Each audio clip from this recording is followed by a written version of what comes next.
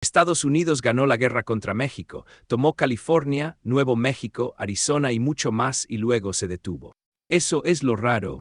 Si ya tenía al ejército en territorio mexicano, si México estaba derrotado y si muchos estadounidenses querían más tierra, ¿por qué no anexó todo el país? La respuesta no fue generosidad, fue cálculo. Para entenderlo hay que empezar antes de la paz, no después. En 1845, Estados Unidos anexó Texas y con eso heredó una pelea de frontera. Texas decía que su límite llegaba hasta el río Bravo, México decía que llegaba al Nueces, más al norte. Entre esos dos ríos había una franja perfecta para empezar un problema, y como suele pasar, el problema llegó a caballo y con bandera. James K. Polk no quería solamente Texas. Su gobierno también quería California y Nuevo México. Primero intentó comprarlos, México dijo que no, luego vino la guerra. Al principio, la idea de Washington era bastante simple: ocupar lo necesario, presionar lo suficiente y obligar a México a vender el norte. El plan tenía un detalle incómodo. México era grande, muy grande y no estaba vacío. En 1847, el general Winfield Scott entró por Veracruz, avanzó hacia el centro del país y en septiembre tomó Ciudad de México. Militarmente eso parecía el final, políticamente era otra cosa. Porque tomar una capital no es lo mismo que gobernar un país. Estados Unidos nunca tuvo un ejército enorme dentro de México. Durante toda la guerra, no mantuvo más de 30,000 soldados en el país para controlar a una población de unos 7 millones. Eso no era administración, era una apuesta, y la apuesta ya estaba saliendo mal. Las fuerzas estadounidenses podían controlar puertos, caminos y ciudades, pero fuera de esos puntos aparecían guerrillas, ataques a convoyes, resistencia local y problemas de disciplina. En el norte, los abusos cometidos por voluntarios estadounidenses hicieron que más mexicanos tomaran las armas. Así que anexar todo México no significaba poner otro color en el mapa. Significaba ocupar montañas, ciudades, pueblos, caminos, iglesias, haciendas, puertos y regiones enteras donde casi nadie quería ser estadounidense. Y ahí venía la segunda parte del problema. Si Estados Unidos anexaba todo México, ¿qué hacía con los mexicanos? No era una pregunta pequeña. El tratado final dio ciudadanía estadounidense a muchos mexicanos que vivían en los territorios cedidos. Pero esos territorios del norte estaban mucho menos poblados que el centro y el sur de México.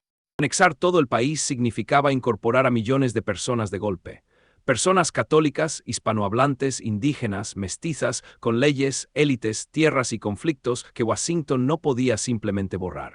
Muchos políticos estadounidenses no querían eso, no por respeto a México, sino por racismo, miedo político y conveniencia. Y todavía faltaba el tema que Estados Unidos no podía dejar quieto ni 5 minutos: la esclavitud. Cada nuevo territorio habría la misma pelea: sería libre o esclavista.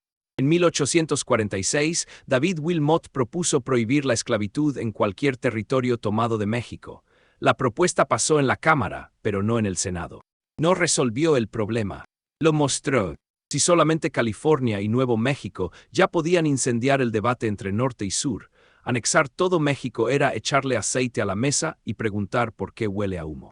Polk habría querido más territorio, pero al final entendió algo bastante básico: seguir la guerra para pedir más podía destruir el acuerdo, prolongar la ocupación y convertir una victoria en una carga. Además, había un hombre en medio de todo esto: Nicholas Trist. Trist había sido enviado a negociar la paz, pero Polk terminó perdiendo confianza en él y lo llamó de vuelta. Trist hizo algo poco normal para un diplomático: ignoró la orden y siguió negociando. El resultado fue el Tratado de Guadalupe Hidalgo, firmado el 2 de febrero de 1848. México cedió más de la mitad de su territorio: California, Nuevo México, Nevada, Utah, gran parte de Arizona y Colorado y partes de otros estados actuales. Estados Unidos pagó $15 millones y asumió algunas reclamaciones de ciudadanos estadounidenses contra México. No fue un trato amable, fue el precio de una derrota, pero tampoco fue la anexión total. El Senado estadounidense lo discutió con fuerza y lo ratificó por 38 votos contra 14. No porque todos estuvieran felices, sino porque el tratado resolvía lo que Washington más quería: el Pacífico, California, Nuevo México, Texas hasta el río Bravo y una salida rápida de la guerra. Eso era mucho más útil que quedarse con un país entero que habría que ocupar, dividir, gobernar y defender. La versión seca sería esta: Estados Unidos no se detuvo porque México fuera intocable. Se detuvo porque el norte era el premio. El resto era el problema. Así que la respuesta corta es esta: Estados Unidos no anexó todo México porque no necesitaba hacerlo. Ya había obtenido los territorios que más quería, y quedarse con todo habría traído una ocupación larga, una crisis política por la esclavitud y millones de nuevos ciudadanos que buena parte de su propia clase política no quería aceptar. Si este tipo de historia te interesa, aquí la vamos a seguir explicando sin discursos largos.